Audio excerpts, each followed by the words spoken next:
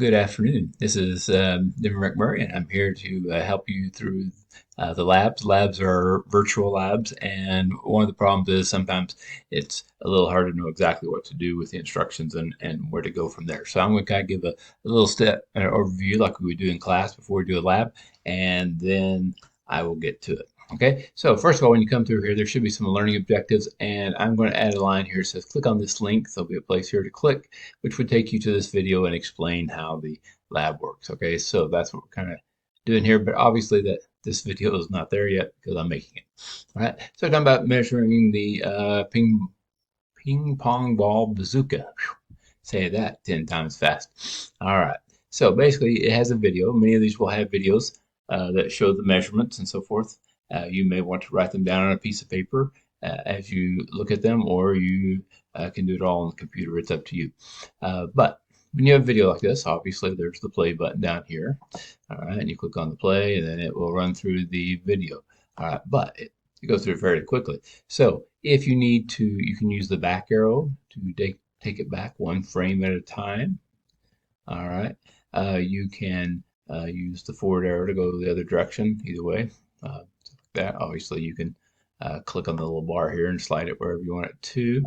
All right, but usually, just for the record, you can also use A and D. A to go left, D to go to the right, forward, and W and S. W go up if necessary, and S to go down. Although I don't think I've found any purpose for using that. Now, in order to make measurements, you're going to have to use some of the tools. Okay, and so if you go here on the question mark, there's a little place where it kind of tells you some of the instructions, but not as helpful, but it is a little bit.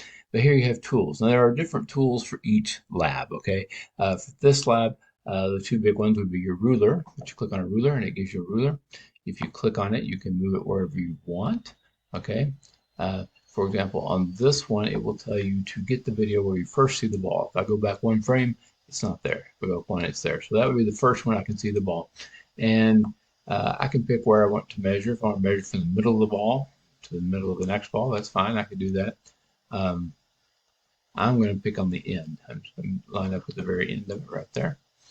Okay. Now, so that's a ruler. This is in centimeters. If your answer needs to be in meters per second, you can change that to meters. Change it to meters by moving the decimal place 2 places to the left.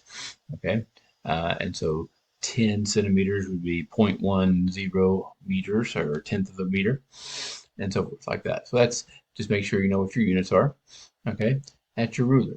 So if, say, for example, I want to measure how far, if the front of the ball was at 0 and now the front of the ball is right there, well, there's 0.5, 0.6, 0.7. So about 0.7, I would say to be most accurate, 0.75. It's between 0.7 and 0.8. Whatever, then that would be your reading for that one. Now, these, I'm not sure what they are, to be honest. I believe they're markers, which means that if you want to put a marker right here where the ball was at the end of 1 second, you can put that one there. And then you can do it for 2 seconds. You can click another marker and put it there, and then you have a marker that shows where it was, and then you go back and do your measurements later. At least that's what I think they are.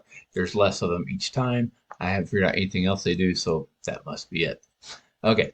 The other thing is time. You're going to need to know time here. So it's very good for that. Okay. It tells you what the time was. Now, since the ball is starting right here at this stage, you would want to reset your clock to 0. So time is 0 when it's just coming out. And so you notice if you click on this little thing inside the timing box, it sets it to 0. Okay. And so then when you do the next one, it tells you how much of a second after that it reaches that first frame. Okay. And so that kind of gives you a little bit of a deal there. That's how the time works. And that's really about all you need to do this lab. All right. That's how the tools work. Now, they give you a little, ask some questions, make sure you know what you're doing here in the lab and all that sort of thing. Then it's going to want you to do a graph, okay? And so once again, here's your video. You can do the tools and get your measurements there. Okay, now we're going to have to calculate speed. speed for this lab then means you're going to ahead and need to know the distance, and the distance would be in meters, okay, and how long it took for the ball to get there. So that is going to be um, time. So you need time and distance, and then you can use those to calculate speed. All right. So if we go down to our thing, they've already given you time in seconds, and the symbol for that would be t. All right. If you click on the little three lines here, it will ask, do you want another column? Do you want to set your column settings? To be honest, I haven't really done a lot of that, so I'm not worried about that too much. You could set your how many significant digits you wanted and so forth. It says 3, that's fine. We're just going to leave that there. Okay, but let's do another one. We need a column to the right. Okay, we said we already got seconds. We need our distance is going to be we're going to call x going on the horizontal axis. Okay, and the name of that is going to be distance, or we could say displacement. But for right now, we're just going to say distance and be done with that. Okay. Now that's in centimeters. So I can get another column here to convert that. Okay. And so this time, instead of centimeters, I want my units to be in meters. The variable is still going to be x. So this is still going to be distance. I think I'm going to make this with a capital letter, because later it's going to use this for a heading, and technically I'm going to do the same thing for time here. Okay, now to do that, I'm going to need a formula. To get distance in meters, I'm going to have to take distance, x, divided by 100, because there's 100 centimeters per meter. And so I'm going to put that formula in there. And that will convert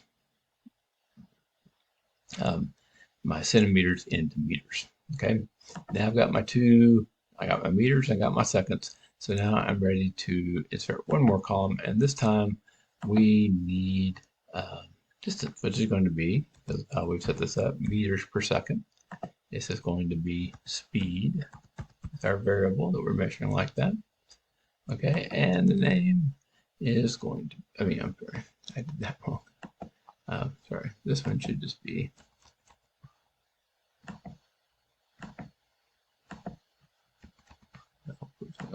okay, we'll put speed up here, and it's going to be just S will be fine. S equals all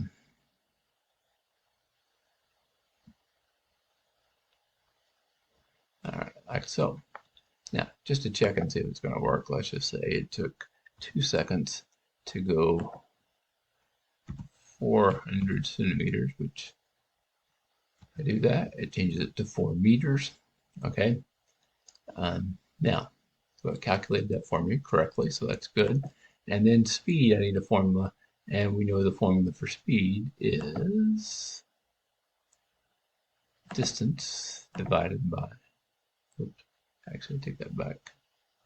Let me cancel that. I don't think we can. Let's just cancel it. Sorry, do it again. My mistake. All right, formula. This time with the distance in meters. It's one with capital D. Divided by distance divided by time, and that will give me that. And sure enough, it says that 4 divided by 2 will give me 2 meters per second, and that's why I'm at 4 meters in 2 seconds. All right, which makes sense. That's good. So you need to set up this. Now, once you set up this, it will set up a graph here. The vertical axis, you can either put time or distance. Okay, and so what we're going to put is we have time and distance. Those are going to be our two variables that we want to plot to get speed. And the speed will be the slope of the graph. The steeper the slope, faster it's going. The flatter the graph, and less slope, the less it will. So it's rise over run. So rise, which will be our vertical axis, is going to be, excuse me, our distance, because that's what changes with time. But I also call our independent variable. But We won't worry about that too much right now. We're going to put that there. Okay. And then on the horizontal axis, we're going to select time because time continues to go on no matter what. It's the independent variable that goes on the bottom and the x-axis, and we do that. Now, once we do that, uh, it will plot a point. Now, in this case, we only have one point, but as you do more of the points up here for each of the frames, it will plot your graph. And then you will have a graph that will allow you to answer the questions and so forth. All right. Let me check. I think that's about all we need to do. It's going to ask you to describe your graph. It's going to ask you some questions and things like that. And then you're going to do another. Um, well, I can ask you some questions about your graph. So basically, that will do it. Okay. If you have any questions, something not working properly or something, by all means, send me an email. A lot of times, everything will look great on my end, but it may not on your end. So anyhow, if there's any problems, let me know. But happy labbing. All right. Enjoy.